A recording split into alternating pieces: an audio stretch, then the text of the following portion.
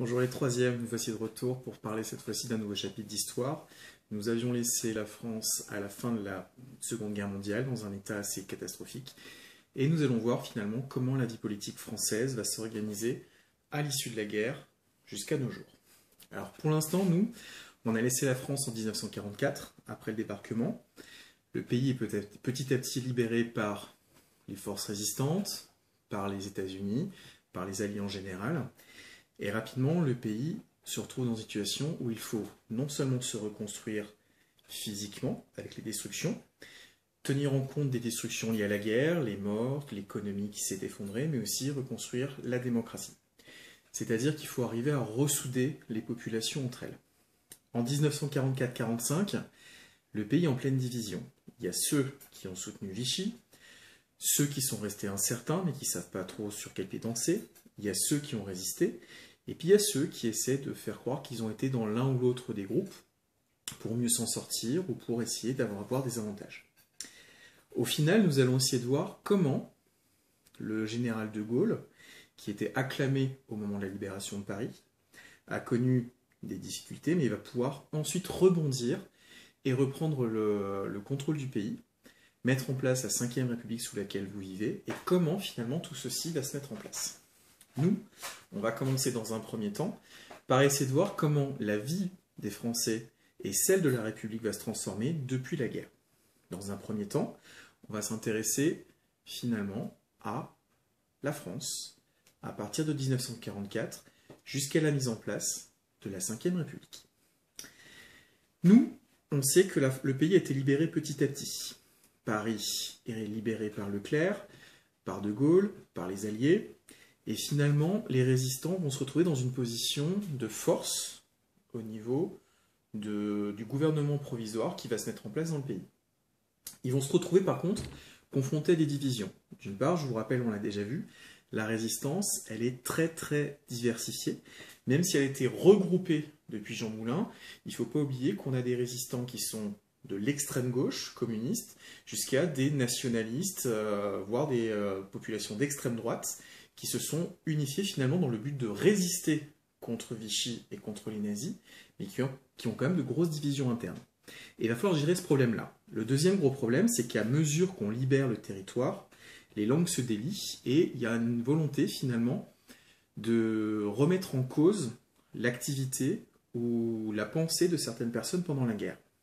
On va se retrouver avec une épuration extrêmement violente.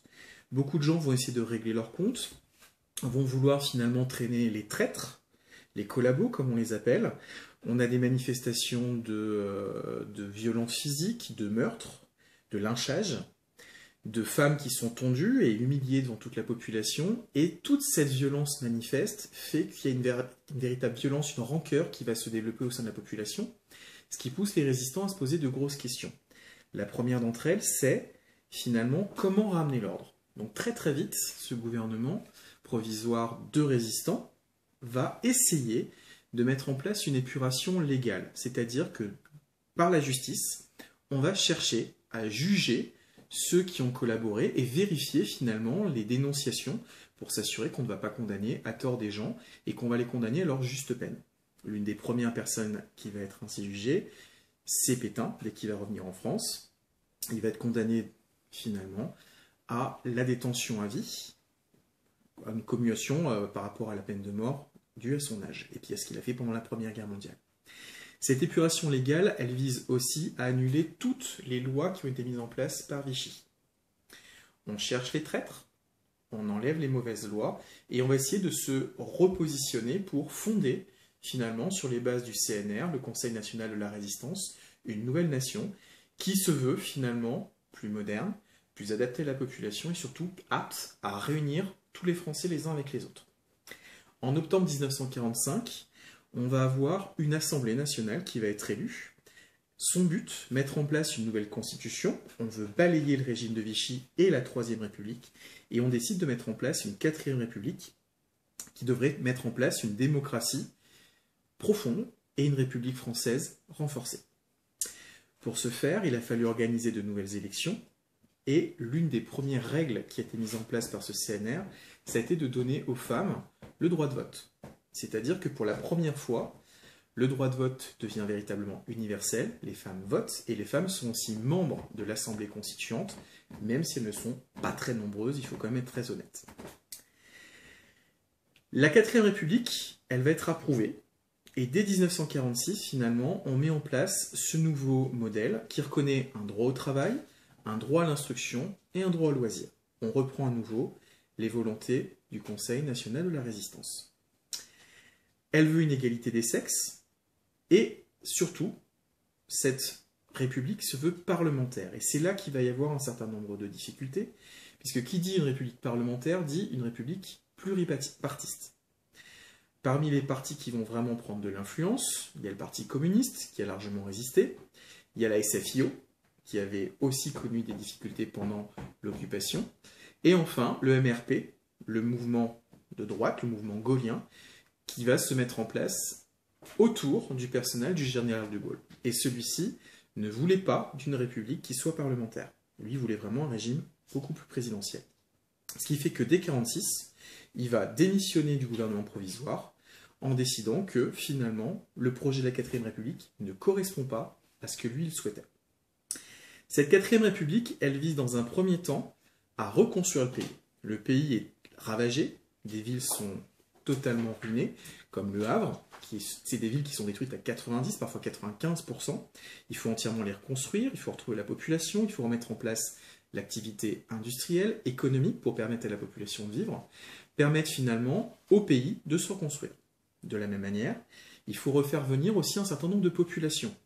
Tous ceux qui ont été emmenés par le STO, tous ceux qui ont été déportés, les prisonniers, tout ça, ce sont des gens qui sont à l'extérieur du pays, qu'il faut faire revenir dans le pays, et même à l'intérieur de la nation, replacer les populations de là d'où elles viennent, puisque je vous rappelle que depuis 1940, il y a eu un énorme exode au sein de la population française.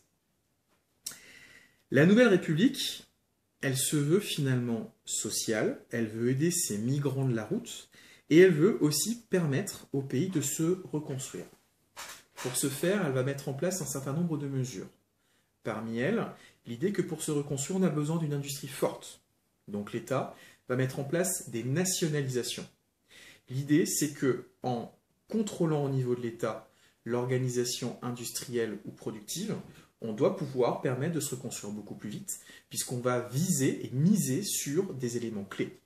Que ce soit l'énergie, que ce soit les transports, avec notamment la nationalisation de Renault, on profite du fait qu'ils ont collaboré pendant la guerre.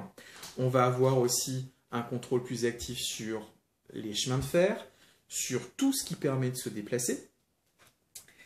Aussi, finalement, sur tout ce qui permettra de mettre en place le pays financièrement. C'est-à-dire que des banques, des assurances vont pouvoir ainsi être nationalisées pour fournir de l'argent à l'État, qui pourra prêter aux industriels, qui pourra prêter aux Français, pour pouvoir se construire et investir. Pour ce faire, on va viser sur des réformes pour reconstruire, pour remettre un État sur les rails. Ça va se faire relativement vite. On va jouer aussi beaucoup sur les populations des colonies qui pourront nous apporter des matières premières, des bras pour pouvoir travailler. Et on va essayer d'attirer finalement des gens pour que chacun, en y mettant du sien, puisse avoir de meilleures conditions de vie sur du moyen ou du long terme. Pour ça, finalement, c'est la naissance d'une idée que vous entendez depuis la 5e, c'est la mise en place d'un État-providence. Ce CNR repose beaucoup sur l'idée que l'État doit être fort et doit aider la population dans les meilleures conditions. Cet État-providence garantit notamment la sécurité sociale qui va permettre de soigner les gens, de leur permettre d'avoir une retraite, d'avoir un chômage, d'élever leurs enfants, de se loger. Et cette sécurité sociale, vous en êtes encore, de nos jours, finalement, les bénéficiaires. Le CNR s'implique dedans et va impliquer des éléments qui sont liés, notamment les syndicats. Et de nos jours, les syndicats font toujours partie prenante du système décisionnaire de la sécurité sociale. Les droits sociaux sont renforcés et on va jouer au maximum sur l'idée qu'une solidarité nationale doit être un vecteur de développement par l'impôt et par le fait que chacun peut profiter des hôpitaux, des écoles, etc., etc. Le pays va se reconstruire avec une démocratie sociale, on va voter plus, on va impliquer la population au maximum, Et le suffrage universel en est un des acteurs principaux. Par contre, même si cette 4e République montre qu'elle pourrait avoir des avantages, elle souffre de très grosses difficultés. Ça lui coûte énormément d'argent, il faut qu'elle rembourse une partie des États-Unis. Elle souffre un petit peu de la méfiance aussi de certains États. Il ne faut pas oublier que le régime de Vichy a collaboré, et certains lui reprochent quand même ça. Et puis surtout, on avait fait des promesses. On avait promis plus de liberté, plus d'autonomie à nos colonies, et certaines vont commencer, dès la fin de la guerre, à s'agiter pour demander finalement plus de liberté. La première, c'est l'Indochine, qui va très vite s'embraser, et une fois que l'affaire indochinoise est réglée, absolument pas comme le souhaitaient les Français, c'est l'Algérie, la plus grande colonie de peuplement, qui va réclamer à son tour son indépendance. Une guerre va faire rage dans cette zone-là, qui va durablement marquer l'opinion politique, et cette 4e République n'arrive pas à tenir finalement ses engagements. Elle ne parvient pas à trouver une solution dans la crise algérienne. En plus, les mouvements politiques vont avoir de moins en moins de contrôle sur l'État. Ils vont souvent avoir tendance à durer de moins en moins longtemps, les gouvernements s'affaiblissent, et tout ça va se terminer avec le rappel du général de Gaulle. Mais de Gaulle, il va être très très clair, ce n'est pas la 4e République qu'il veut, lui il veut une république présidentielle, et il va préparer les rails pour une 5e République, si on souhaite qu'il puisse mener les affaires. C'est ce qu'on verra dans une prochaine partie. Je vous remercie de votre attention, j'espère que tout va bien pour vous, respectez toujours les gestes barrières, prenez soin de vous, et je vous dis à la prochaine fois. Bon courage!